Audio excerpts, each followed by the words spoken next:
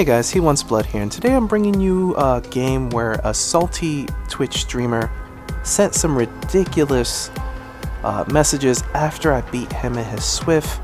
It's a 4-man Swift here, and I wanted to play Pyramid Head in his own map just to see what it's like, because usually killers are really bad in their own map. For instance, Myers and Lambkin Lane, and you can think of a few that's really terrible for most killers that inside their own maps. So I wanted to see what Pyramid played like within his own map. And needless to say, I don't think the group approved of my gameplay choices and style, because a few choice words were said. Now the whole group didn't message me, just this one individual Twitch streamer. It was just him. I guess he is the voice for his group, and he voiced all their disdain. I have no idea, but I already heard them do a totem. I knew where it was. It's the obvious totem spot, so I'm already here with my first chase. Now they drop pallet right away and try to loot me around this pallet. So I give them a little tap, and look, they decided to teabag. They're teabagging to assert their dominance and then immediately go down. Immediately after that, was that 2-3 seconds after teabag they went down?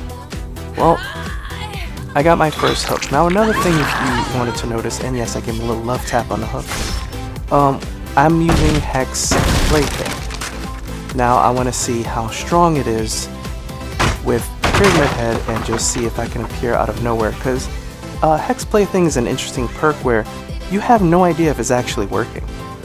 You don't know if you're getting value out of it. And again, they just came down and unhooked immediately after I left. So again, they're not making the best choices here. But yeah, it's good. Plaything is one of those weird perks where you have no idea if you're actually getting value. So I wanted to test it here and see if I can creep up on some survivors to see if I get some value. Now I stopped for a second to see if they had dead hard, because they kept looking back. I have no idea why. So I thought maybe they had dead hard, however they did not have dead hard. So it's my second hook, and this is their first gen.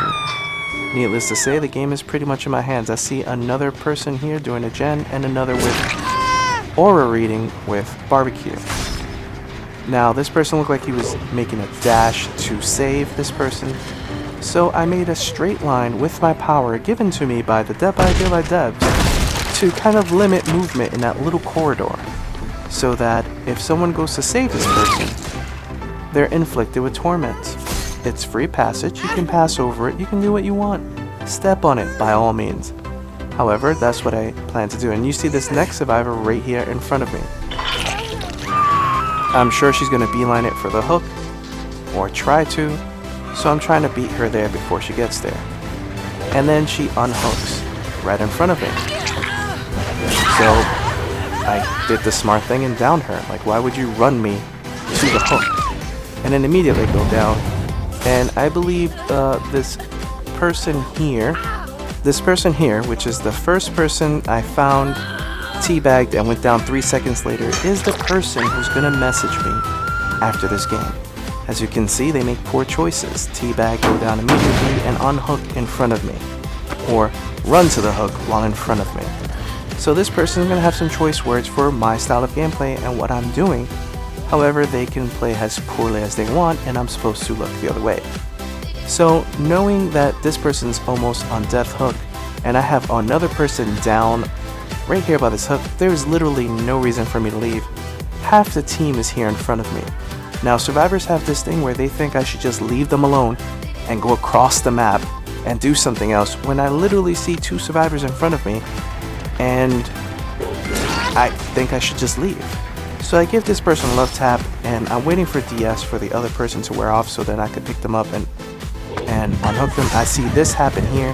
She gets picked up, so I slap them back down, and this person tried to get the unhook. I didn't allow it, and they both stepped on the torment. I go a little nuts here because remember, this person teabagged in the beginning of the game and just completely, she just gave up on hook, I guess, so he can message me.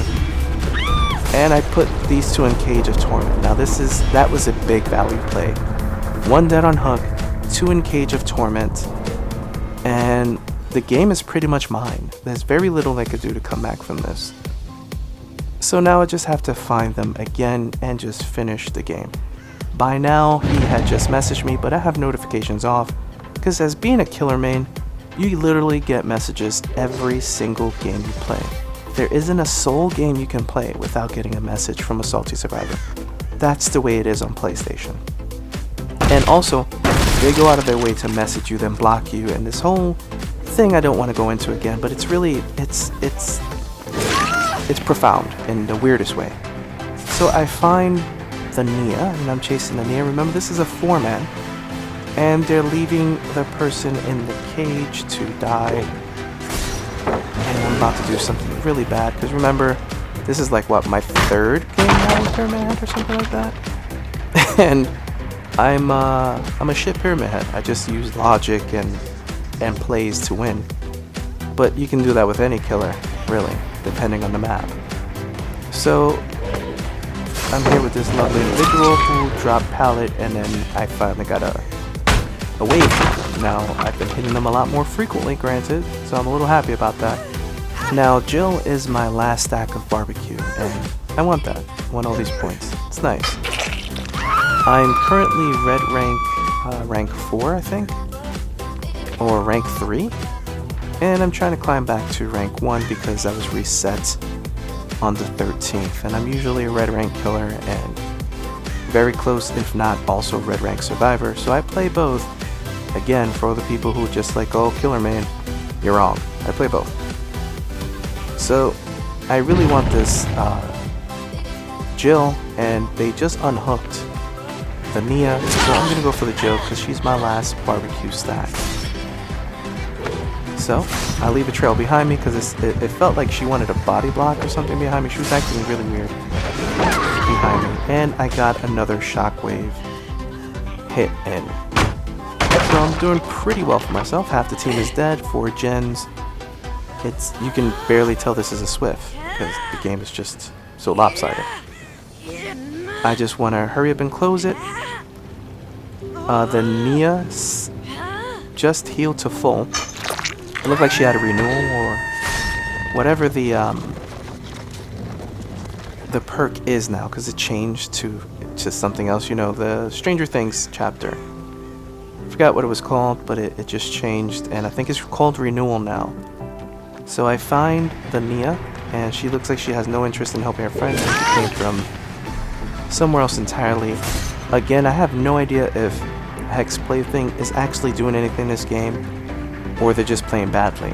I'm hoping that I was getting Plaything value and I didn't know it, but it again, it could be placebo effect, and it could not be doing anything at all, and I'm just thinking it is.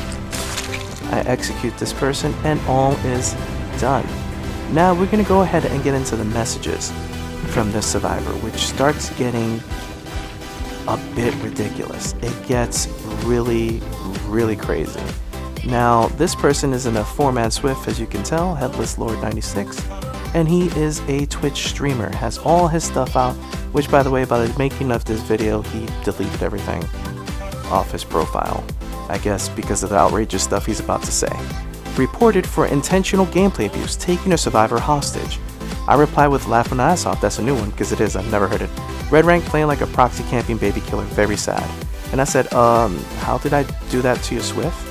I wanted him to elaborate, because I didn't understand how I took a survivor hostage. He said, you hooked me, then stood in the doorway camping, noob. I saw your terror radius, you play like a baby killer. I said, 2 down by hook, no reason to leave. I'll report you to a DBD dev that my bud is friends with. That's why his friends list is private, because he's a dev. He really said he was friends with a dev. Literally said that. Alright, and I said, laugh myself, if you think your friend's a dev and you're reporting for nonsense, good game, well played. And that's the end of it. So anyways, let me know what you think. I think this is a bit ridiculous, but you know, salty people don't make sense sometimes. As always guys, thanks for watching, stay tuned for more, and I'll see you guys soon.